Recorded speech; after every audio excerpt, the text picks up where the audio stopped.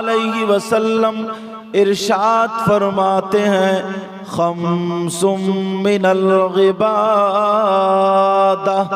क़िल्लतुत तुआम वल क़ुऊद फिल मस्जिद वन नज़्रु इलल काबा वन नज़्रु इलल मुस्हफ। आका फरमाते हैं 5 चीजें इबादत में से हैं।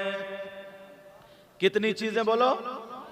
नंबर 1 क़िल्लतुत तुआम, कम खाना इबादत। क्या करना बोलो? और अपना क्या हाल है? कहीं दावत हो जाती है तो डोंगों की खैरियत रहती है क्या? बोलो। कहीं अच्छा खाना मिल जाए 2 लुक़मे कम खाते हो, ज्यादा खाते हो? आका फरमाते क़िल्लतुत तुआम, कम खाना इबादत। अगर 2 लुक़मे कम खाओगे तो नमाज में काहिली नहीं होगी, सुस्ती नहीं होगी, नमाज में थकावट नहीं होगी, आराम से नमाज पढ़ोगे। इसीलिए नबी फरमाते बीमार भी नहीं होगे, कम खाना इबादत। एक जुमला तो ये हो गया। नंबर 2 आका फरमाते 5 चीजें इबादत में से, एक तो कम खाना इबादत। नंबर 2 वल क़ुऊद फिल मस्जिद, मस्जिद में बैठना इबादत। मस्जिद जाते हो? अरे बोल नहीं रहे हो, क्या बात? कहीं ऐसा तो नहीं है 8वें दिन चल रही हो? हमारे यहाँ सुन्नियों में ये बहुत कमी है, नारे इतने लगाएगा कि कूद कूद के नारे लगाएगा और नमाज एक टाइम की नहीं पड़ेगा। और जन्नत अपने अब्बा की। मौलाए कायनात हजरत अली रज़ी अल्लाह ताला अन्हु सैयदों के बाप, और ये गुनाहगार भी सैयद है, सैयदों के बाप, उनके बेटे हसन हुसैन जन्नती जवानों के सरदार, उनकी बीबी सैयदा फातिमा जन्नती औरतों की सरदारा, उनके ससुर मोहम्मदुर रसूलुल्लाह कायनात के मालिक। मगर मेरे नबी ने चलते फिरते कह दिया, अली तुम जन्नती हो, उमर तुम जन्नती हो, उस्मान तुम जन्नती हो, अबू बकर तुम जन्नती हो। कोई माई का लाल ये नहीं बता सकता। जिस दिन मेरे नबी ने कहा अली तुम जन्नती हो, उमर तुम जन्नती हो, 10 सहाबाए किराम से कहा तो उन्हें तो नमाज अब पढ़ने की क्या जरूरत, क्योंकि वो तो जन्नती है और नबी ने कह दिया है। इतना मोटा तकिया लगा के लेट जाना चाहिए। मगर पूरी दुनिया की तारीख पढ़ करके देख लो, मौलाए कायनात की उसके बाद भी एक टाइम की नमाज नहीं छूटी। और अपना क्या हाल है? एक आधी टाइम की पढ़ते और जन्नत अपने अब्बा की। जन्नत में जाओगे तो क्योंकि मन क़ाल ला इलाहा इल्लल्लाह, जिसने कलमा पढ़ा वो जन्नत में जाएगा। दखल फिल जन्नह, जन्नत में जाएगा। बात सही है, मगर उससे पहले कब्र में कुटाई पिटाई डेंटिंग पेंटिंग धुलाई होगी। पहले तो कब्र में खूब कूट लिया जाएगा बढ़िया होकर के, बाद में जन्नत में जाओगे जब सारी जंग छूट। जिस दिन अगर हमारे अंदर से ये बात निकल, यार मैं कभी कभी देखता हूं ना, अल्लाह ने हमें कितना प्यारा मौका दिया। वली हमारे पास, गौस हमारे पास, गरीब नवाज हमारे पास, कुतुब हमारे पास, सारी चीजें हमारे पास, तो नमाजें भी हमारी सबसे अफजल और आला होनी चाहिए। अब जरा हिंदुस्तान के राजा हम सबके ख्वाजा गरीब नवाज को देखो। कोई माई का लाल ये नहीं बता सकता कि गरीब नवाज की एक टाइम की नमाज छूटी हो। वो तो कह सकते थे मेरे बाबा, मेरे नाना, मेरे दादा मौलाए कायनात हजरत अली है, मेरी दादी नानी सैयदा फातिमा है, मुझे नमाज पढ़ने की क्या जरूरत है, मैं तो जन्नती हूँ, आले रसूल हूँ। मगर गरीब नवाज की एक टाइम की नमाज नहीं छूटी, इसलिए पता है नमाज नबी की आंखों की ठंडक है। थोड़ी सी अगर ये कमी हमारे अंदर से दूर हो जाए ना, तो हमसे ज्यादा कामयाब कोई नहीं है। मगर तुमने देखा होगा ना, रमजान में भी शब कदर में अगर नियाज बढ़ती होती है ना, तो एक हाथ में ले लेगा और इधर पीछे रख के कहेगा लाता क्यों नहीं। मस्जिद में भी घुटाला, मस्जिद में भी धोखा, नियाज डबल ले लेगा और नमाज सिंगल भी नहीं पड़ेगा। ये हमारे हालात है साहब, ये हमारे हालात। पूरी दुनिया के मौलवियों मुफ्तियों को टकरा लियो, अगर मेरी बात गलत साबित हो जाए तो मुंह मांगा इनाम। इसलिए पहले मैं मदरसे में पढ़ा हूं, बाद में स्टेज पे आया। ये भी तुम्हें बता दूं, पूरी दुनिया के मौलवी मुफ्तियों से पूछ लो, अगर कोई नमाज ना पढ़े, कोई चाहे वो पीर हो, मौलवी हो, हाफिज हो, कारी हो, तुम हो या मैं हूं, अगर कोई भी नमाज ना पढ़े और पूछो होशो हवास में है, आकिल भी है, बालिग भी है, और नमाज ना पढ़े, तो वो अल्लाह का वली हो ही नहीं सकता। अगर गलत बोलूं ये उलमा पकड़ लेंगे ताकि मेरी भी इस्लाह हो जाए। तब तक वली हो ही नहीं सकता। हाँ, अगर हालत जज्म में है, जैसे साबिर पाक 12 साल गूलड़ की लकड़ी पकड़े खड़े रहे, अब कोई ये कह दे कि साहब 12 साल की नमाजें कहां गई, तो उनसे ये पूछो उनका खाना कहां गया, उनका पीना कहां गया। समझे, वो हालत जज्म में थे, और जब हालत जज्म में मतलब जज्ब की कैफियत तारी हो जाती है, तो उस वक्त शरीयत के अहकाम उठ जाते हैं, फिर वो जो भी काम करता वो इबादत है। समझ रहे मेरी बात। हमारे यहाँ सैयदना हाफिज शाह जमालुल्लाह रामपुर में, उनके खलीफा शाह दरगाही महबूब इलाही, वो 12 साल जंगल में खड़े रहे, तो लोगों ने एतराज किया कि नमाज कहां, और जो नमाज ना पढ़े वली नहीं हो सकता। तो उनसे फिर ये सवाल हुआ कि उन्होंने पानी कहां पिया, खाना कहां खाया, लैट्रीन बाथरूम का, खड़े कहां रहे, सोए कहां। वो हालत जज्म में थे, उन पर कैफियत तारी थी, बस तू मुझे देख मैं तुझे देख। जब तक बिके न थे तो कोई पूछता न था, तुमने खरीद के अनमोल कर दिया। ये तो समझ ही रहे होगे। लेकिन मैं जो बताना चाह रहा हूं जरा तवज्जो कर लो, गौर कर लो। अगर तुम्हें होश है मेरा हाथ का, मेरा पांव का, मेरी जबान का, मेरी आंख का, आकिल हो, बालिग हो, होश में हो, तो तुम पर 5 वक्त की नमाज फर्ज है। नबी फरमाते वल कुऊद फिल मस्जिद, मस्जिद में बैठना इबादत। अब जाया करोगे, हमारे यहाँ चंदे बहुत होते हैं, मस्जिद भी बना लेते हैं इकट्ठी करके, मगर नमाजी नहीं बना पाते। नमाजी पहले कच्ची मस्जिदें थी, छपरों की मस्जिदें थी, मगर नमाजी पक्के थे। गरीब नवाज को जरा देखो, जब आए अजमेर की सरजमीन पर, तो अपने साथ वाले फकीरों से कहा बेटा मस्जिद बनाएंगे। उन्होंने तो नहीं कहा कि चलो महल बनाएंगे, उन्होंने क्या कहा, पत्थर रात को उठा उठा के जो फकीर तसादे बना रहे, पता चल गया पृथ्वीराज चौहान को। उसने कहा सारे दुकानदारों से, रात को लाइट वाइट का जमाना नहीं था, चराग जला करके और काम होता था, सारे दुकानदारों को खबर भिजा दी कोई भी इन फकीरों को तेल मत देना। करबला में सैयदों पे पानी बंद हुआ, अजमेर में तेल बंद हो गया। मगर वो गरीब नवाज थे, जब कहा ख्वाजा कुतुबुद्दीन बख्तियार काकी ने कहा हुजूर तेल बंद हो गया, कहा परेशान मत हो, परेशान मत हो, हम अल्लाह के घर का काम कर रहे। जब शाम हो गई तेल लेने के लिए गए, सबने मना कर दिया तेल नहीं देंगे, तेल नहीं देंगे। गरीब नवाज ने कहा लाओ जरा लोटा उठा करके लाओ, मैं वुजू बनाता हूँ। गरीब नवाज ने वुजू बनाया और वुजू का जो पानी था वो इकट्ठा कर लिया। गरीब नवाज बोले मेरे वुजू का पानी चरागों में डाल दो, सारा पानी चरागों में डाल दिया। वो तेल की तरह जलने लगा। वही किरण तो कलीमी साहब के रूप में तुम्हारे पास आई है, चिश्तिया सिलसिले की।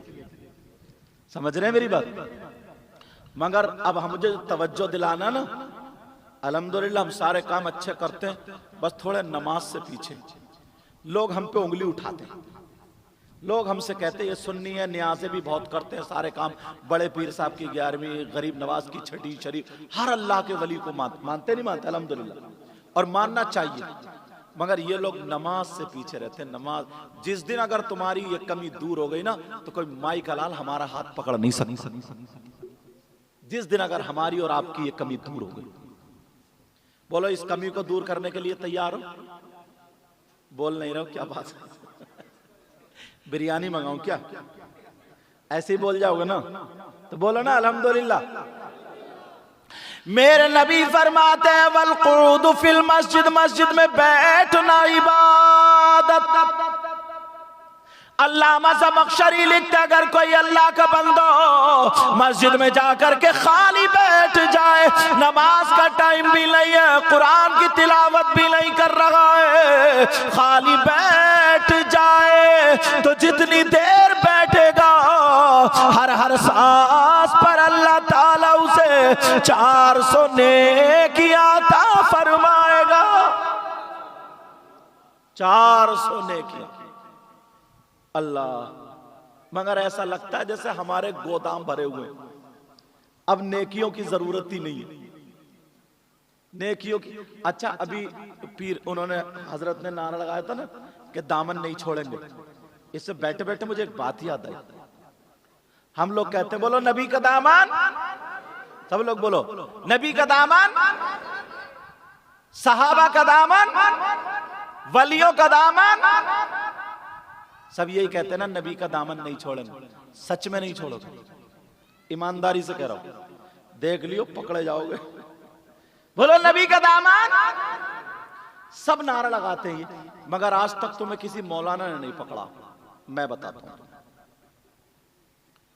मेरे नबी, हाँ बात नहीं, हाँ मेरे नबी आज से तकरीबन 1500 साल पहले हयात थे जाहिरी दुनिया में। 12 रबीउल अव्वल 20 अप्रैल सन 571 पीर के दिन सुबह सादिक के वक्त हमारे नबी मक्का शरीफ में पैदा हुए। तुम में से कोई है 1500-1400 साल का? नहीं है। कोई औरतें तो वैसे ही अपनी उम्र कम बताती है 50 की, पूछो कितनी, बोली 35 में चल रही है। पता नहीं क्या मुसीबत है ये। बोलो होता नहीं होता? कोई भी नहीं है 1400 साल का। तो तुमने किसी ने हुजूर को देखा माथे की आंखों से, और हुजूर के दामन को देखा? कायदा कुल्लिया ये यहाँ पर अशरफिया में भी पढ़ के आए और दरियापुर में भी पढ़ के, मदरसे से पढ़ने वाले कायदा कुल्लिया ये, जो चीज देखी नहीं जा सकती वो पकड़ी भी नहीं जा सकती। जब तुमने नबी का दामन नहीं देखा तो फिर पकड़ा क्या? बोलो, अगर कोई तुमसे पूछ ले अल्लाह के बंदो 3 रोटी खाते हो 1.5 की अकल रखो, इतना झूठ बोल रहे हो जलसे में? बोलो नबी का दामन कहां है, दिखाइए। अरे हमने ये कपड़ा पकड़ लिया तो कहेंगे नहीं छोड़ेंगे, और अब कपड़ा हाथ में नहीं है और कहो नहीं छोड़ोगे, तो बात झूठ होगी नहीं होगी? बोलो नबी का दामन कहां है? जवाब है तुम्हारे पास? कहां से जवाब दोगे? अगर इजाजत हो तो मैं दे दूं जवाब, लेकिन पक्का याद कर लियो, सबने यही कहा नबी का दामन नहीं छोड़ेंगे। दामन का मतलब ये नहीं है, ये दामन गौसे पाक का दामन, गरीब नवाज का दामन तुमने किसी ने देखा ही नहीं तो पकड़ोगे क्या? चलो सैयद साहब का, कलीमी साहब आए, उनका दामन पकड़ लो तो बात सच्ची है कि अब दामन नहीं छोड़ेंगे तो माना जा सकता है, तुम उनके जिंदगी में हो। लेकिन गरीब नवाज का देखा ही नहीं, तुम्हारे हाथों में नहीं, तो फिर पकड़ा क्या? क्यों नारे लगाते हैं हम झूठे? अगर कोई हमसे कहे क्या जवाब है तुम्हारे पास? हम सुन्नियों के पास हुड़दंगी बहुत है, बस जवाब कम है। सबने यही कहा नबी का दामन नहीं छोड़ेंगे, मैं भी कहता हूं नबी का दामन नहीं छोड़ेंगे। दामन से मतलब ये दामन नहीं है तो फिर कौन सा दामन है? हम कहते हैं ना नबी का दामन नहीं छोड़ेंगे, मतलब यह है नबी का तरीका। बोलो बोलो नबी का तरीका। अच्छा कोई ये कहे साहब हम कैसे मान लें? कभी कभी ज़र्फ बोल के मजरूफ मुराद लिया जाता है। ये रास्ता कहां को जा रहा है? कहां जा रहा? एक हाईवे जा रहा। कहां जा रहा बोलो? हाईवे। कितने दिन हो गए जा चलते हुए? कितने दिन हो गए चलते हुए? अरे बताओ ना, बहुत दिन हो गए ना। लेकिन बेचारा गया नहीं अभी तक, यही का यही है। समझे मेरी बात? लोग कहते हैं नदी चल रही है रुकी पड़ी है, तो नदी चलती है रुकी है? नदी नहीं चलती है, पानी चलता। कहते हैं यार रोड बहुत चल रहा भाई, रोड चलता है उस पे। यही मतलब है ज़र्फ बोल के मजरूफ मुराद लेना। तशबीह होती है, कभी कोई काला बच्चा है, नाक यहां निकली पड़ी है और मां प्यार में कह रही वाह मेरे चांद, ले एक चांद ऊपर, अब ये भी चांद हो गया वो भी काला। जरा सोचने की बात है।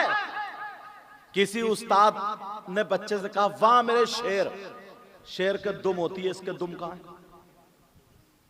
तशबीह। समझ रहे मेरी बात? तो अगर हम ये कहें नबी का दामन नहीं छोड़ेंगे तो मतलब ये नहीं है, मतलब ये है कि नबी का तरीका नहीं छोड़ेंगे। और आपने वायदा किया मुझसे नबी का दामन, मतलब क्या? नबी का तरीका। अगर जान देनी पड़े तो जान दे देंगे। बोलो दे दोगे?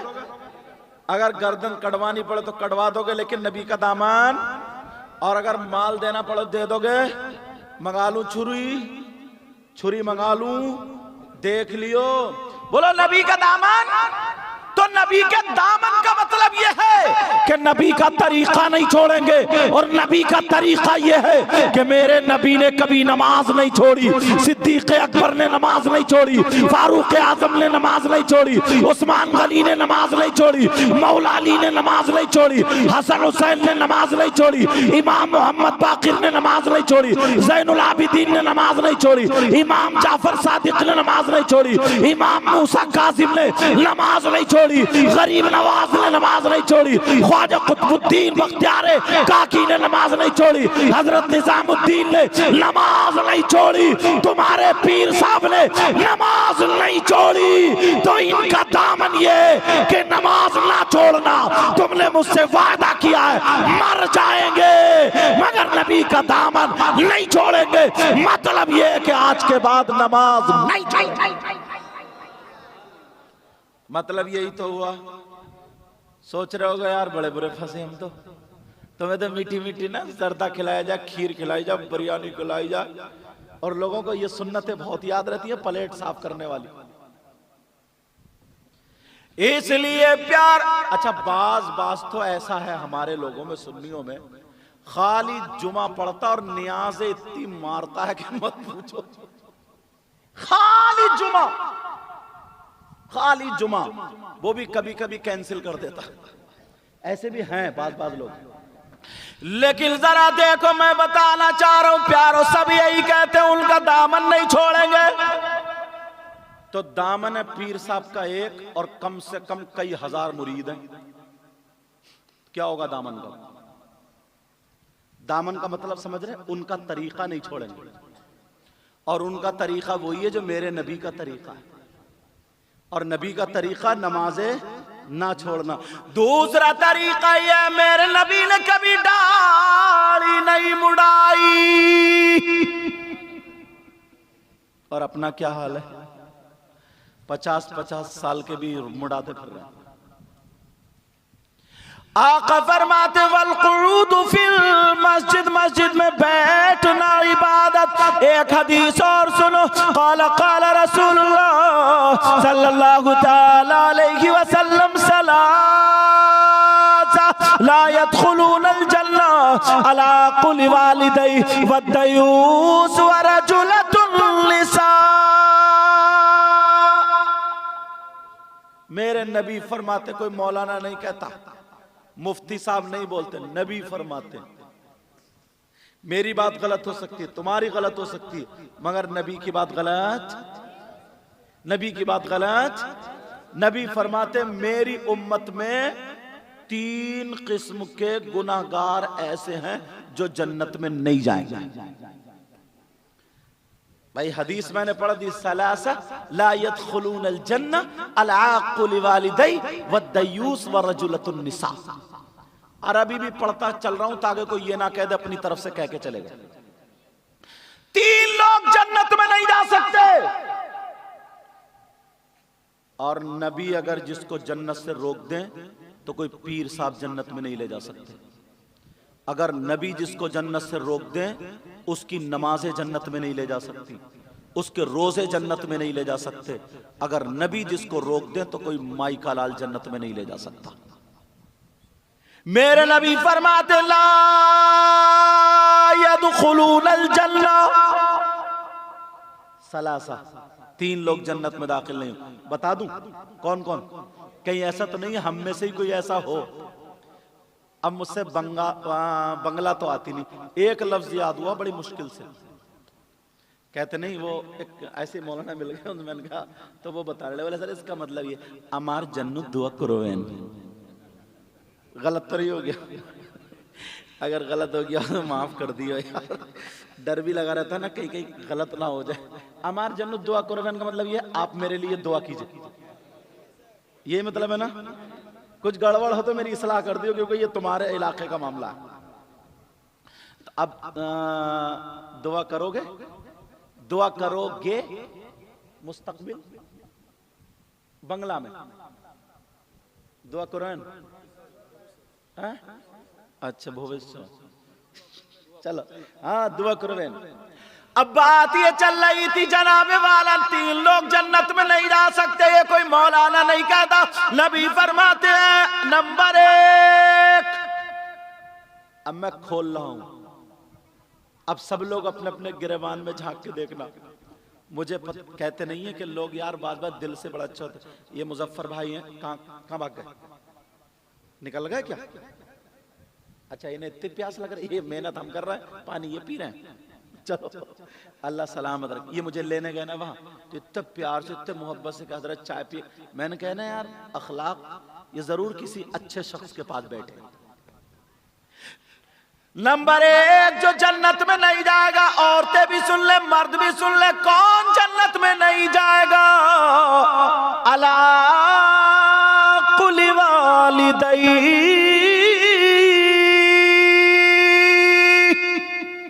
तर्जमा कर रहा हूं, वो जन्नत में नहीं जाएगा जो अपने माँ बाप को सताता है, जो माँ बाप को तकलीफ देता है, जिसके माँ बाप जिससे नाराज है तो उसका नबी भी नाराज, खुदा भी नाराज। जब माँ बाप नाराज है तो वो कितनी नमाजें पढ़ ले, कितने ही जलसे कर ले, कितने ही मेरे हाथ चूम ले, किसी और के हाथ चूम ले, जब तक माँ बाप नाराज है वो जन्नत में नहीं जाएगा।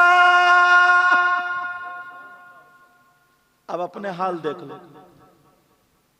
और एक जगह हदीस में तो ला यक़बलुल्लाहु अज़्ज़ा वजल सरफ़न वला अदला, ये लफ्ज़ आया कि उसकी ना नमाज़ें कबूल, ना रोज़ा कबूल, ना ज़कात कबूल, ना हज कबूल, ना कुछ भी कबूल, कुछ कबूल नहीं, जिसके माँ बाप जिससे नाराज है। हम जाते अपने इलाके में तो लोग इतना हाथ चूमते कि सैयद साहब सैयद साहब, बात बात तो नाक लगा देता है, चूमते चूमते रगड़ देता, यूं फूकने भूल जा, रगड़ देता, दूसरा आया यूं साफ करके चला गया। ऐसे भी जलसे में भी चंदा देंगे, सारी बातें अच्छी है दो, मगर माँ तड़प रही है, 100 रुपए की उसे दवा नहीं दिलवा सकता। बाप के घुटनों में दर्द है, आंखों पे चश्मा नहीं लगवा सकता, ठोकर खा रहे हैं माँ बाप।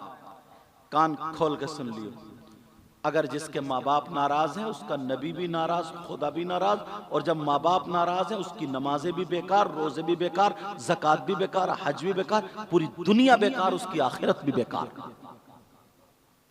क्यों? ये मैं नहीं कहता, ये नबी फरमाते। इसलिए जो बात कहूंगा जिम्मेदारी से हदीस शरीफ लगा रहा हूं उस पर मैं, और पूरी दुनिया गलत हो सकती है मगर हदीस गलत ला यक़बलुल्लाहु अज़्ज़ा व जल सर्फ़न वला अदला अला कुल्लि वालिदैहि। हदीस इसलिए पढ़ता हूं क्योंकि मोबाइलों में ना फिट हो जाता, मोबाइलों में सेव हो जाता, मोबाइलों में रिकॉर्ड हो जाता, ताकि पता चल जाए कि हाँ हदीस भी लगाई है इसमें, अपनी तरफ से कह के नहीं गए। अगर जिसके माँ बाप नाराज है, याद रखो उसकी सारी चीजें बेकार। एक बात पूछना चाहता हूं, तुम चाहते हो तुम्हारी दुआएं कबूल हो जाए? बोलो चाहते हो, नहीं चाहते हो? बोलो। मैं भी चाहता हूं, और यही वजह आप अल्लाह वालों की बारगाह में जाते हो, मजार शरीफ पे जाते हो, और जाना चाहिए। अल्लाह वालों की बारगाह में जाना चाहिए, मजार शरीफ पर जाना चाहिए, हाजिरी देना चाहिए, अल्लाह वालों के कुर्ब में जाना चाहिए, रहना चाहिए। मगर ये भी कान खोल के सुन लियो, अहनाफ के नजदीक मर्दों का जाना जायज है मजारात पर, औरतों का जाना जायज नहीं। औरतों का मजारात पर जाना जायज नहीं। समझ रहे मेरी बात? क्योंकि मैं बात हक कह के जाऊंगा। औरतों का मजार शरीफ पर जाना जायज। सबसे ज्यादा अहम इबादत कौन सी है? नमाज। अस्सलातु अहम्मुल इबादात है नहीं हजरत? तमाम इबादतों में सबसे अफजल नमाज है। हुजूर के जमाने में औरतें मस्जिद में नमाज पढ़ती थी, उसके बाद हजरत उमर ने रुकवा दिया। क्यों? अगर औरत मर्दों के बीच में सफ में खड़ी हो जाएगी तो शैतानियत दाखिल हो जाएगी, नहीं हो जाएगी? बोलो, मेरा इशारा समझ रहे? इसलिए हजरत उमर ने रोक दिया कि नहीं, तुम पे नमाज तो फर्ज है, मगर मस्जिद में नहीं पढ़ना, तुम घर में पढ़ना। कहां पढ़ना? और मजार पे जाना मुस्तहब है। जब फर्ज के लिए तुम्हें रोक दिया गया तो फिर कौन इजाजत देगा मजार पे जाने के लिए? औरतों का मजारात पर जाना जायज नहीं। हाँ, अगर वो किसी अल्लाह वाले से मोहब्बत करती है तो ये भी सुन ले, वो अपने घर ही में अल्लाह वाले के लिए फातिहा पढ़े, दुआ मांगे। अल्लाह वाले को अल्लाह ने इतना पावर दिया है, वो उसके घर में भी मदद कर देगा। मांगो तो। मगर इस्लाम का तरीका यही है, औरतों का मज़ारात पर जाना जायज नहीं। यहां का मुझे पता नहीं, हमारे इलाके में इतनी औरतें जाती हैं मज़ारों पे, इतनी औरतें जाती हैं, आदमी कम और औरतें ज्यादा। और औरतें पछाड़े खा रही हैं, किसी पे भूत, किसी पे जिन, किसी पे हवा, किसी पे कुछ, और फिर लुटेरे पैदा होगा। लुटेरे पैदा हो गए, वो खाली मूली कहते हैं कि इस पे जिन है, इस पे भूत है, इस पे जादू है, इस पे यूं करा दिया, उस पे ये करा दिया, 2000 दो, 5000 दो, 10,000 दो। बाज मेरी बहन की कहीं ना कहीं, कैसे बोलूं, बच्चियां बैठी हैं, इज्जत पे आ बनती है। कई जगह ऐसा देखा गया है कि इज्जत तक पे हाथ डाल दिया है इन नालायकों ने। आपको क्या पता? भी ये सीधी सादी है, भोली भाली है। किसी के अगर बच्चे नहीं हो रहे हैं तो ससुराल में उसे सब लोग परेशान करते हैं कि छोड़ दो दूसरी कर लो, छोड़ दो दूसरी कर लो। अब वो घूमती फिर रही है, पता चला ये आमिल साहब है, वो आमिल साहब है, ये आमिल साहब है, वो आमिल है। उन्होंने कहा तेरी कोख खिली हुई है, रान पे तावीज लिखा जाएगा, पेट के नीचे हिस्से पे तावीज लिखा जाएगा, माज़अल्लाह अस्तगफिरुल्लाह। उल्टे सीधे काम बता दिए कि इतने नींबू लिया, इतने अंडे लिया, मिर्चे लिया, ये लिया, तू लिया, नारियल लिया, हुआ रख दे, ऐसा कर दे, वैसा कर दे। वो बेचारी बहकावे में आ जाती है कि तो अच्छा आदमी होगा, और गलत हरकत हो जाती है। अल्लाह माफ फरमाए। समझ रहे? अगर हाँ कोई अल्लाह वाला है, जैसे तुम्हारे यहाँ कलीमी साहब आते हैं, समझे, या कोई और अल्लाह वाले अगर बुजुर्ग आते हैं, तुम जाकर के अपने घर की शिकायत रखो कि हुजूर ऐसे से मामला, वो दुआ फरमा देंगे गरीब नवाज का वास्ता दे करके और अल्लाह वालों का वास्ता दे करके। तुम्हारे नसीब में तो अल्लाह ताला उनकी दुआओं से तुम्हारे घर में औलाद की शक्ल में फूल खिल जाएंगे। मगर किसी गैर के हाथ में बच्ची का हाथ मत देना। अगर दोगे तो तुम जानो, मेरा काम बताने का। औरतों का मज़ारात पर जाना जायज नहीं।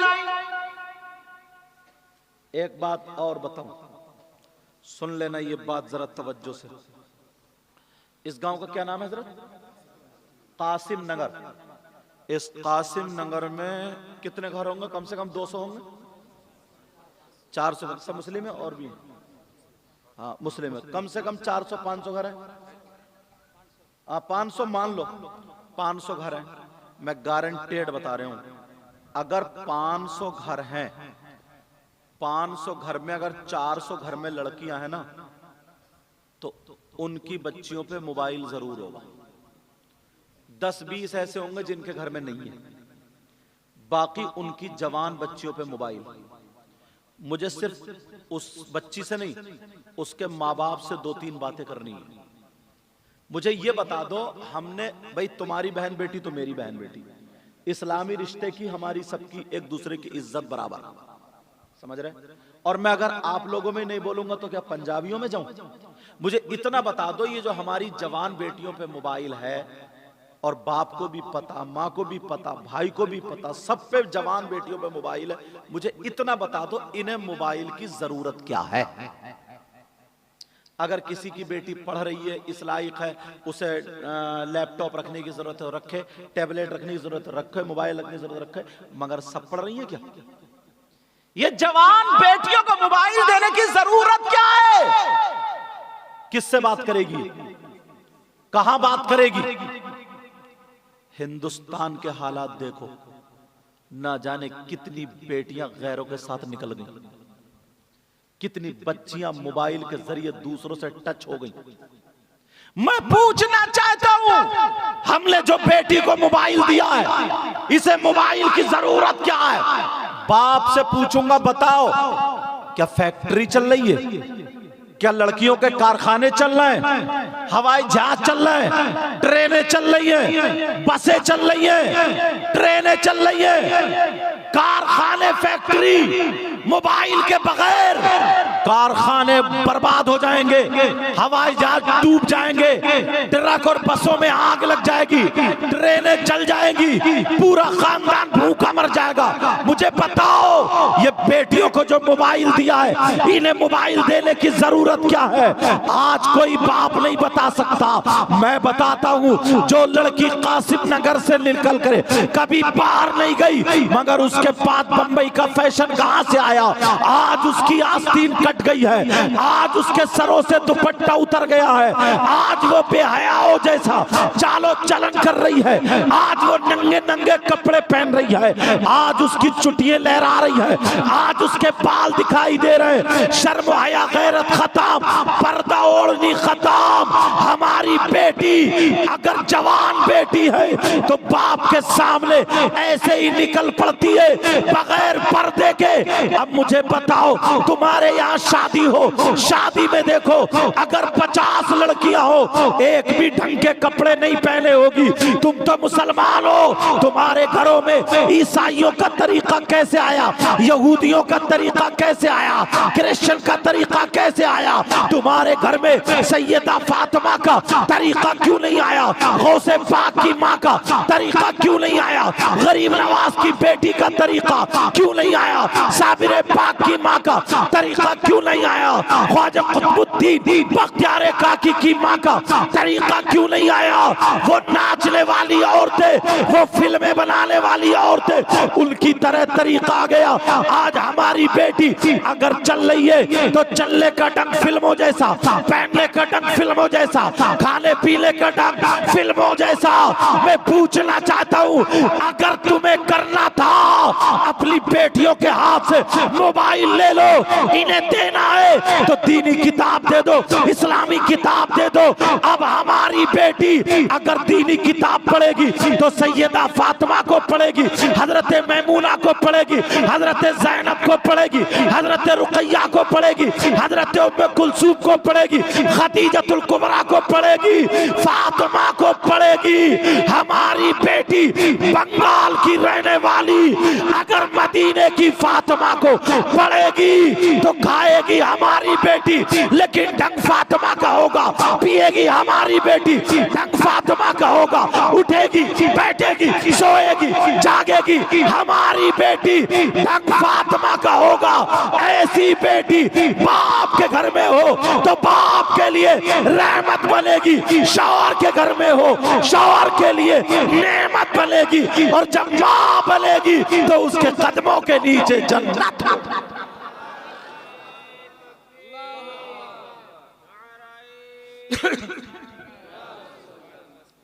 कहीं मैं ज्यादा तेज तो नहीं बोल गया, मैं जज्बात में आ गया, कहीं अपने इलाके जो तेज में बोल गया समझ में ना आया।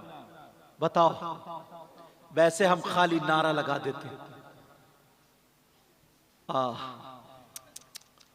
हालात तो देखो।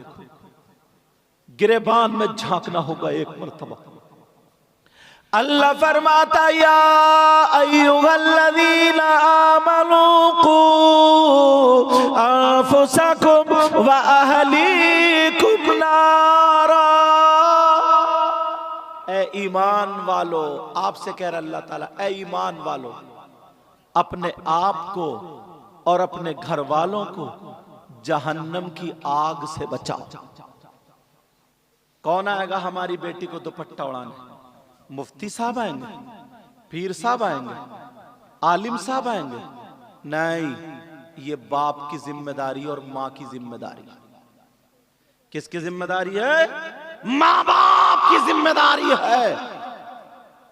और ये जो मकतब खोला गया ना, ये मकतब नबी ने फरमाया सबसे पहला मदरसा मां की गोद है। और एक बात और बता दूं, सुन लेना, तुम लोग समझ रहे होगे शायद मैं उनमें का नहीं हूं कि तुम्हें एकदम कुदा कुदा दूं, करामतें सुना सुना के एकदम जन्नत के दरवाजे पे खड़ा करके आ जाऊं। नहीं, गिरेबान में झांको, अपने आप को देखो तो पता चलेगा हम कितने पानी में। तुम्हें अपनी कब्र में अपना हिसाब देना होगा। समझ रहे मेरी बात? कब्र में अपना हिसाब देना होगा। सबसे पहले नबी ने फरमाया सबसे पहला मदरसा मां की गोद है, मकतब। जैसे ये मकतब है, यहां से बच्चे, छोटे छोटे बच्चे कुरान शरीफ पढ़ेंगे, बच्चियां कुरान शरीफ पढ़ेंगी, उर्दू पढ़ेंगे, उर्दू पढ़ेंगे। इन्हें खाने पीने का ढंग आएगा, चलने फिरने का ढंग। छत पे चढ़ने के लिए पहले जीना बनाया जाता है, सीढ़ी बनाई जाती है, पहले कदम, दूसरा कदम, तीसरा कदम, चौथा, फिर छत पे चढ़ो, आगे बढ़ के फिर इल्म सीखो। मुबारकबाद के लायक है आप लोग। लेकिन मैंने बताया था ना, नबी फरमाते हैं 3 लोग जन्नत में नहीं जा सकते। एक तो वो जो माँ बाप का नाफरमान हो, और दूसरा दयूस जन्नत में नहीं जा सकता।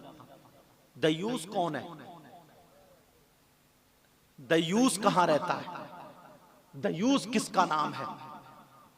आप सोच रहे होंगे। अब वो माँ बाप सुन लें जिनकी बेटियां बेपर्दा घूमती, वो माँ और बाप सुन लें जिनकी बेटियां ब्याह शादियों में ऐसे ही आवारा घूमती, जिनकी बेटियां मोबाइलों पे दूसरे लड़कों से चैटिंग और मोबाइल पे बात करती।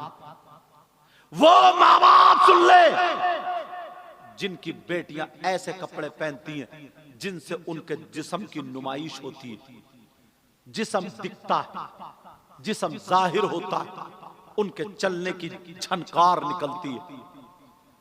वो माँ बाप जिनकी बेटियां आवारा हो, जिनकी बेटियां बेपर्दा हो, जिनकी बेटियां मोबाइल पे चैटिंग सेटिंग और दूसरों से बातें करती हो, और वो माँ बाप राजी हो उसके चलने फिरने से, पहनने ओढ़ने से, तो वो माँ बाप दयूस है, दयूस है, दयूस है। और नबी फरमाते हैं दयूस जन्नत में नहीं जा सकता। लाओ कोई अगर माई का लाल है तो ये कहे कि हाँ वो जाएगा, क्योंकि नबी फरमाते पूरी दुनिया गलत हो सकती है मगर नबी की बात गलत। बोलो नबी की बात गलत। और आज के बाद सारे लोग अपने अपने घरों पर जिम्मेदारी रखोगे। ये छोटे छोटे बच्चों को इल्म दो। ये इतने इतने बड़े बच्चे मोबाइल चलाना जानते हैं सारे लोग, मगर कुरान पढ़ना क्यों नहीं आता? उर्दू पढ़ना क्यों नहीं आती? इनको मसाइल क्यों याद नहीं है?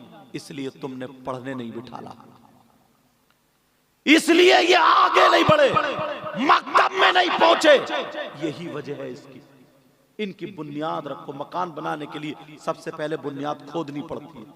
उसी इल्म की बुनियाद का नाम है मकतब। समझ रहे ना मेरी बात? नबी फरमाते हैं दयूस जन्नत में नहीं जा सकता। मैंने कहा था सारे लोग, तुम चाहते हो तुम्हारी दुआएं कबूल हो जाए? यहीं से तो बात कटी थी। बोलो चाहते हो? मैं भी चाहता हूं। इसीलिए अल्लाह वालों की बारगाह में जाते हो, और जाना चाहिए, मगर औरतों का जाना जायज नहीं है। मगर एक बारगाह मैं भी बता दूं जहां पर 100 के 100% दुआ कबूल। अगर ना हो तो मेरा दामन पकड़ लेना। 100 के 100% दुआ कबूल। चलोगे? जाओगे? चैनल वालों मेरी तरफ बेटा, जाओगे? वो बारगाह कौन सी है जहां पर 100 के 100% दुआ कबूल? आप समझ रहे हो, हजरत नैनीताल की तरफ से आए, हजरत रुद्रपुर रामपुर की तरफ से आए, बरेली के आगे से आए, वही बताएंगे। याद रखो, अगर वहां जाके तुमने दुआ कर ली और दुआ हो गई तो 100 के 100% दुआ कबूल, रद्द नहीं। उस बारगाह का पता लिख लो, नोट कर लो, लिखने वालों लिख लो, भूलना नहीं। आसान है, दूर लेकर के नहीं जाऊंगा, करीब में है, औरतों का जाना भी जायज है। कौन सी बारगाह है? वो बारगाह कहीं और नहीं है, कहीं उत्तर प्रदेश नहीं जाना, कहीं दिल्ली के आगे नहीं जाना, कहीं नैनीताल नहीं जाना। वो बारगाह है तुम्हारी माँ, तुम्हारे बाप, तुम्हारे माँ बाप की बारगाह है। माँ बाप को राजी कर लो। जब माँ बाप की खिदमत कर लोगे, माँ बाप राजी हो जाएंगे। माँ बाप का दामन पकड़ लो। जब माँ बाप राजी हो, इनका दामन पकड़ के, दामन पकड़ के इनसे दुआ करा लो। अगर माँ बाप लड़खड़ाते हुए हाथों से तुम्हारे लिए दुआ कर दे तो खुदा की कसम माँ बाप की दुआ रद्द नहीं हो सकती। इसलिए ये कोई और नहीं कहता, मदीने के ताजदार अहमद मुख्तार फरमाते हैं, दुआउल वालिदैन अन औलादिहिमा का दुआ नबी जी अन उम्मतिही। नबी फरमाते हैं माँ बाप की दुआ औलाद के हक में ऐसी होती है जैसे मुझ मोहम्मद की दुआ मेरी उम्मत के हक में हुआ करती है।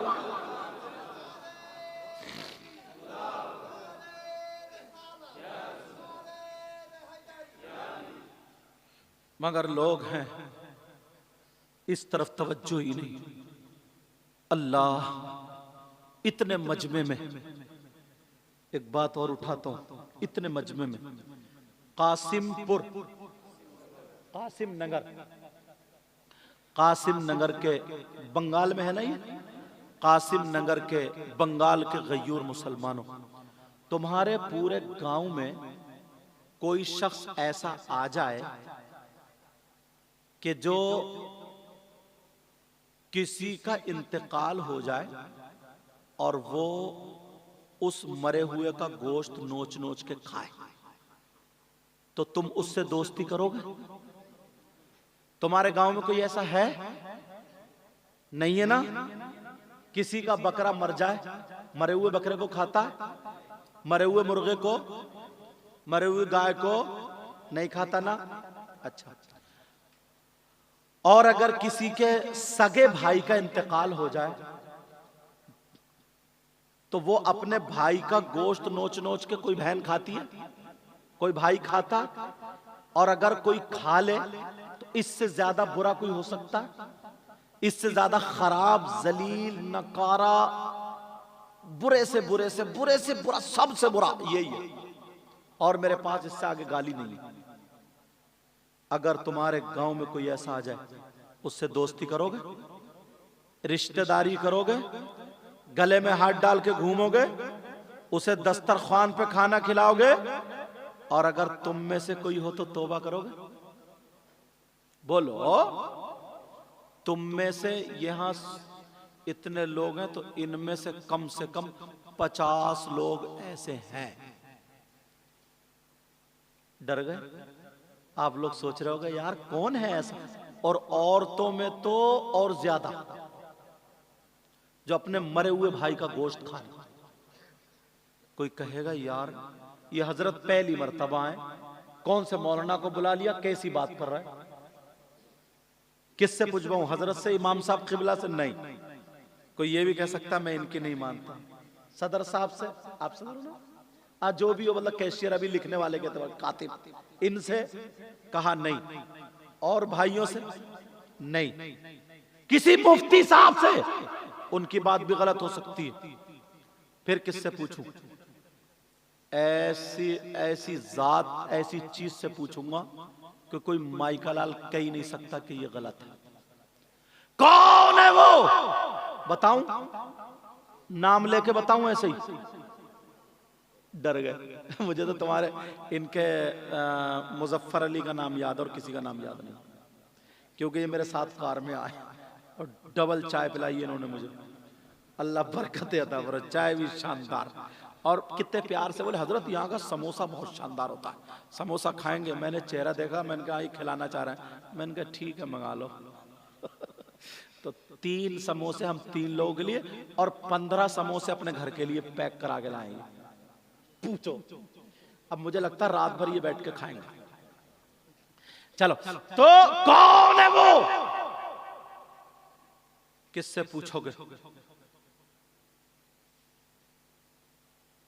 कुरान से पूछो, अल्लाह के कलाम से पूछो। क्या कुरान गलत हो सकता है? कुरान का हर हर लफ्ज सच्चा, कुरान का हर हर हर्फ सच्चा, एक एक नुक्ता सच्चा। और अगर कुरान को कोई गलत माने तो मुसलमान हो सकता है, कुरान को कोई झूठा माने तो मुसलमान हो सकता है, कुरान के किसी हर्फ को झुटलाए तो मुसलमान हो सकता है। कितनी बड़ी दाढ़ी हो, कितनी बड़ी पगड़ी हो, कितनी नमाजें पढ़ता हो, कुरान को गलत माने तो मुसलमान हो सकता है। अब मैं कुरान से दलील दूंगा, कुरान की आयत पढ़ूंगा सबके सामने, मोबाइल में तर्जमा देख लियो, गलत हो तो सबके सामने तौबा, क्योंकि जो बात कह के जाऊंगा पक्की। कौन है वो जो अपने मरे हुए भाई का गोश्त खाता है? मर्दों में 50%, औरतों में 60 बल्कि 70%। औरतें कहते हैं छी छी छी, बाज बाज तो गोश्त खाती भी नहीं है, और मरे हुए भाई का गोश्त।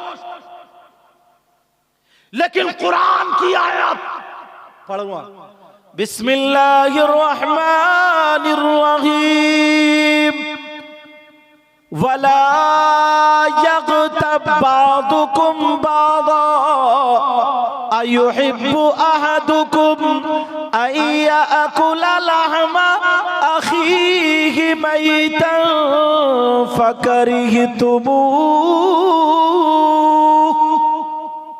पूछो आयत है कि नहीं? ये लोग सब पढ़े, पूछो।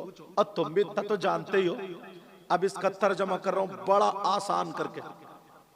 कौन है जो अपने मरे हुए भाई का गोश्त खाता? तुमने मुझसे वादा किया तौबा करेंगे, आज जरा देखो कौन है वो है जो एक दूसरे की गीबत करता है, जो चुगली करता है, पीठ पीछे बुराई करता है। अब देखो कितने मुसलमानों में पीठ पीछे बुराई करने वाले, क्या इस गांव में कोई नहीं है? गीबत करने वाला कोई नहीं है, चुगली करने वाला कोई नहीं है। कितनी औरतें चुगली करती है, कितने आदमी गीबत करते हैं, पीठ पीछे बुराई करते हैं। चायों की दुकान पे, होटलों पर या कहीं और खड़े होकर तेरी मेरी गीबत, बुराई, पीठ पीछे चुगली, बुराई करने वालों, चुगली करने वालों, अल्लाह फरमाता है गीबत करने वाला, चुगली करने वाला, पीठ पीछे बुराई करने वाला ऐसा है जैसे मरे हुए भाई का गोश्त खाने वाला हो। पूछो इनसे, तुमने कहा था तौबा करेंगे, आज के बाद गीबत करोगे किसी की? बोलो हो? चुगली करोगे, पीठ पीछे बुराई करोगे? नहीं करोगे तो हाथ उठाओ सब लोग और तौबा करो। हाथ उठाओ सब लोग, बोलो या अल्लाह हम अपने गुनाहों से तौबा करते हैं, आज के बाद किसी की गीबत नहीं करेंगे, चुगली नहीं करेंगे, पीठ पीछे बुराई नहीं करेंगे। रख लो, ये हुई हमारी तौबा। ये क्या हुई बोलो? मगर तौबा पक्की करियो। ऐसा ही नहीं है कि अभी यहां तौबा कर ली और सुबह से फिर शुरू।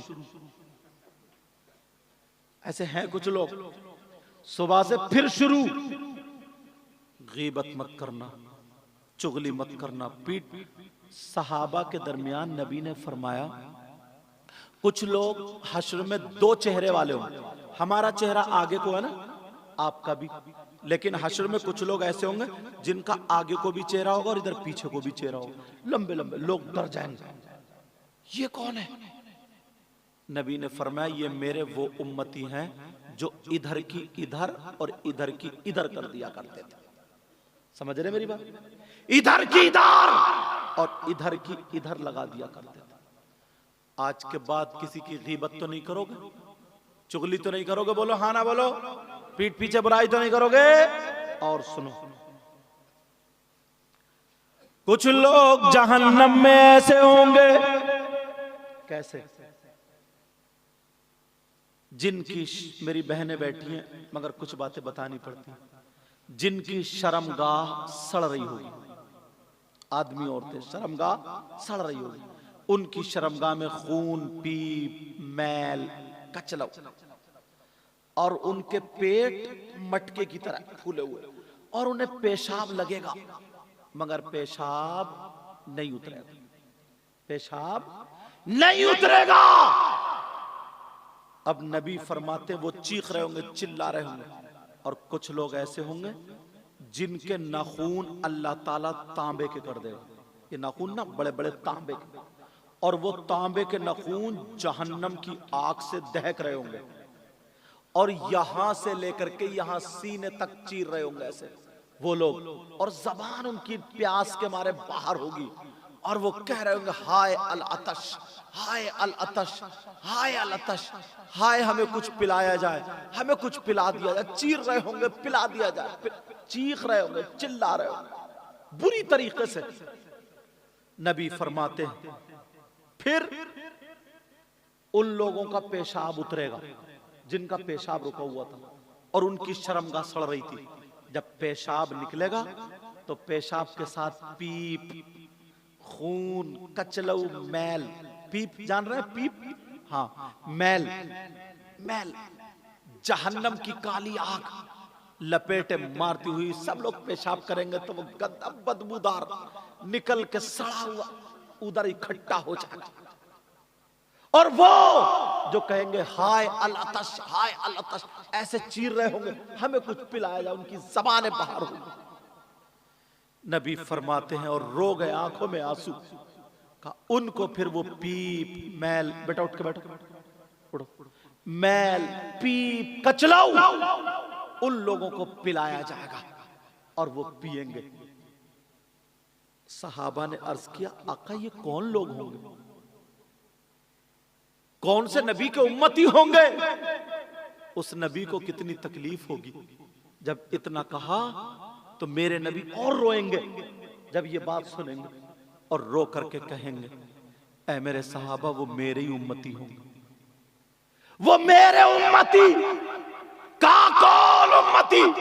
अब सहाबा की आंखों में आंसू आ गए, सहाबा भी रोने लगे। मेरे नबी ने फरमाया सुनो, वो लोग जिन्हें खून पिलाया जाएगा, कचलऊ पिलाया जाएगा, पेशाब पिलाया जाएगा, पीप पिलाई जाएगी, सड़े फैल रही होगी, जिन्हें पिलाया जाएगा वो मेरी उम्मत के वो लोग होंगे जो शराब पिया करते थे, जो नशा किया करते थे, जो शराब के आदी थे, शराब नहीं छोड़ा करते थे। अल्लाह के वास्ते शराब पीने वालों, नशा करने वालों, पूरी दुनिया गलत हो सकती है मगर मेरे नबी का फरमान गलत नहीं हो सकता, इसलिए मर जाना मगर शराब को हाथ मत मत मत मत। कितने लोग आज शराब पी रहे हैं, मुसलमानों के छोटे छोटे बच्चे नशा करने लगे। तुम्हारे यहां नहीं, जाकर के देखो, ऐसे लोग शादी में शराब पी पी करके डांस कर रहे हैं, नाच रहे हैं, नशे के कैप्सूल खा रहे हैं। अस्तगफिरुल्लाह अस्तगफिरुल्लाह, या अल्लाह मेरी तौबा, हम सबको नशे जैसी बुरी चीज से बचा दे। और सुनो, ये दो चीजें हो गई, तीसरी एक चीज और बता रहा हूं। असल में कुछ मसले ऐसे होते हैं ना जिन्हें अगर बयान करने दिल भी नहीं चाहता, क्योंकि भाई भी बैठे हैं, बहन भी बैठी है, मगर बात ऐसी होती है कि पहुंचाना जरूरी होता, पहुंचाना जरूरी हो। मुझे बताओ, वो सगा बेटा कितना बड़ा नालायक होगा, कितना बड़ा गंदा, कितना बड़ा गंदा गंदा गंदा होगा। कौन? जो अपनी सगी मां पर गलत नजर डाले। मेरा इशारा समझ गए? मेरी बात समझ गए आप लोग? जो अपनी मां के साथ, सगी मां के साथ गलत हरकत करे, वो बेटा कितना बड़ा जलील, कितना बड़ा नीच, कितना बड़ा जालिम और बुरा हो। इससे कोई बुरा हो सकता? तुमने देखा आज तक कोई ऐसा? मर जाएगा, मगर जिस मां ने पैदा किया, जिस मां ने 9 महीने पेट में रखा, जिस मां ने अपना दूध पिलाया और उसके साथ गलत हरकत करे, आज मुसलमानों में 5% हो गए। इजाजत हो तो बताऊं? कोई भी बात अपनी तरफ से नहीं कहूंगा, या तो हदीस या कुरान की आयत। मेरी जो तकरीर होती है ना, ये नहीं चाहता हूं कि हर 2 मिनट पे नारे लगा दूं, इन्हें भी खुश करूं, इन्हें भी खुश करूं, इन्हें भी खुश करूं। नहीं, अल्लाह और रसूल को खुश करने के लिए, राजी करने के लिए तकरीर करता हूं, ताकि हमारी कौम के अगर 2 बच्चे भी सुधर गए, मेरा नजराना वसूल हो गया। कब तक मैं तुम्हें खुश करता रहूंगा, इन लोगों को खुश करता रहूंगा। इसी हंसी मजाक टिट्टे में, चुटकुलेबाजी में जल से होते हैं, इतना चंदा होता, सब कुछ होता, और कोई मकसद नहीं निकलता, कोई हल नहीं निकलता, पब्लिक को कुछ मिलता नहीं, हुआ करके चले जाते हैं। एक एक पैसे का हिसाब किताब होना। कौन है वो जो अपनी मां के साथ गलत हरकत करने जैसा? अल्लाह, एक एक मौजू पे कई कई घंटे बोल सकता हूं, मगर आखिरी दर्जे की हदीस सुनाता हूं। कितना बड़ा जालिम होगा। तुमने नाम सुना होगा सूद और ब्याज का। यहां सूद बोलते हैं ना हजरत, सूद जानते हैं, और ब्याज भी दोनों समझते हैं ना? ठीक है। सूद और ब्याज का कारोबार कितने लोग कर रहे हैं आज।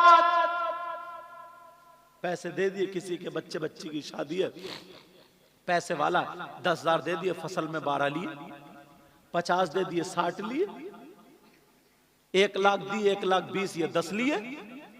सूद का कारोबार करने वालों, रुपया खाने वालों, पैसा करने वालों, सुनो, मेरे नबी फरमाते, सूद और ब्याज इस कोने से लेकर के इस तक कम से कम 100 फूल होंगे एक अंदाजे में, ठीक?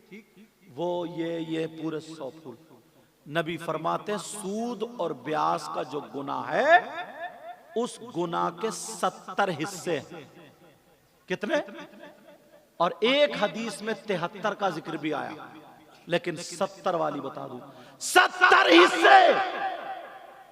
इतना बड़ा, इतना बड़ा, इतना बड़ा, इतना बड़ा, इतना बड़ा, इतना बड़ा, इतना बड़ा, उतना बड़ा, सबसे छोटा वाला उधर, फिर बड़ा, फिर बड़ा, फिर बड़ा, फिर बड़ा, फिर बड़ा, फिर और सबसे बड़ा।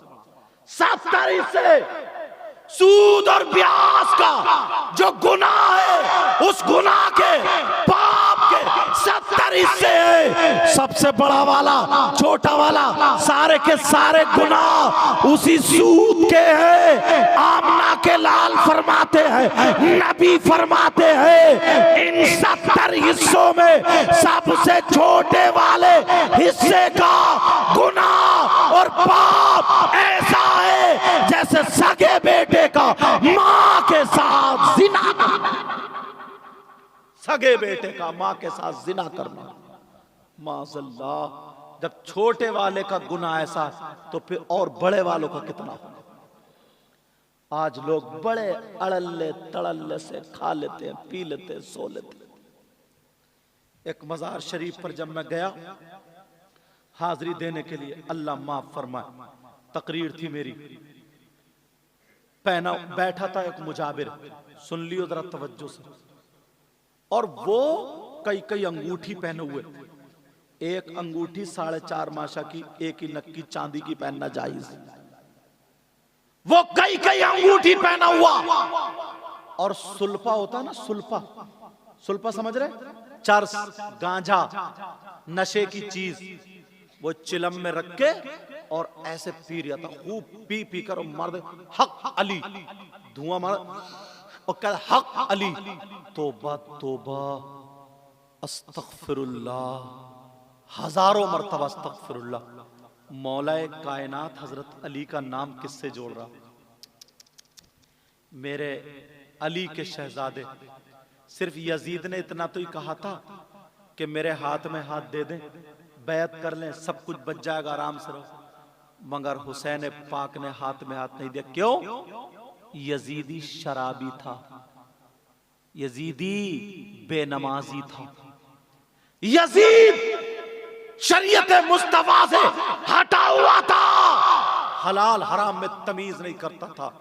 हुसैन ने अपने बच्चे देना गवारा कर लिया, हाथ नहीं दिया, जवानों को देना गवारा कर लिया, हाथ नहीं दिया, अब्बास के बाजू कट गए, हाथ नहीं दिया, खुद शहीद हो गए, हाथ नहीं दिया, दुनिया वालों को बता दिया, दिखा दिया, हुसैन अपने नाना के दीन पर इतना कायम है, जान दे सकता है मगर शरीयत के खिलाफ कदम नहीं उठा सकता। और ये कैसा नालायक इंसान, औरतें पांव दबा रही हैं, औरतें बैठी है, मेला लगा पड़ा है, और ये धुआं मारो के हक अली हक, तन बदन में मेरे आग लग गई। इसे हजरत अली से कोई वास्ता नहीं। हम इमाम मूसा काजिम की औलाद में से, समझ रहे, इमाम मूसा काजिम, उनके बाप इमाम जाफर सादिक है, उनके बाप इमाम मोहम्मद बाकिर है, उनके बाप इमाम ज़ैनुल आबिदीन, उनके बाद उनके बाप इमाम हुसैन है। समझ रहे मेरी बात? अब सुनो, दूसरा सिपारा, सूरह बकर, आयत है वयसअलूनका अनिल खम्रि वल मैसिर कुल फीहिमा इस्मुन कबीर। कुरान में जाकर के देख लेना, उठा के देख ले घर में जाकर, जिसका बाप जिंदा वो हरामी कैसे? कुरान में देखो, हजरत अली की शान तो देखो यार। इस आयत के तहत शान नुजूल में हजरत अली का एक वाकया लिखा है, बता दूं हजरत अली का वाकया। हजरत अली फरमा, दूसरे सिपारे में शान नुजूल में देख लेना ये वाकया, गलत निकले तो मुझे पकड़ लेना, बुला लेना। हजरत अली फरमाते हैं, शान नुजूल में वाकया लिखा, फरमाते हैं अगर किसी तालाब में शराब के चंद कतरे डाल दिए जाए, नशे की चीज के चंद कतरे डाल दिए जाए, वो पानी में और वो जमीन में पानी खुशक हो जाए, सूख जाए, सुनने की बात है, सूख जाए, और उस जमीन में अब घास उग आए, घास जम आए, हजरत अली फरमाते हैं उस घास को मेरी बकरियां चर ले खा ले, अली वो है उन बकरियों का दूध भी नहीं पिएगा। जरा देखो यार, उन बकरियों का दूध भी नहीं पिएगा, और तुम वही गांजा चरस और सुल्फा धुआं मार गए और कह रहे हक अली हक अली। इतना मारा जाएगा इस कमबख्त को, उधेड़ के रख दिया जाएगा। मौलाए कायनात हजरत अली फरमाते हैं शराब पानी में, पानी जमीन में, जमीन में घास, घास बकरियों के पेट में। अली का तकवा देखो, अली ये कहते हैं मैं अपनी बकरियों का दूध भी नहीं पीता, जबकि फतवा ऐसा नहीं। तकवा, अंबिया, ये भी और सुनो, अंबिया और रसूलों के बाद सबसे अफजल और आला जात का नाम सैयदना अबू बकर सिद्दीक।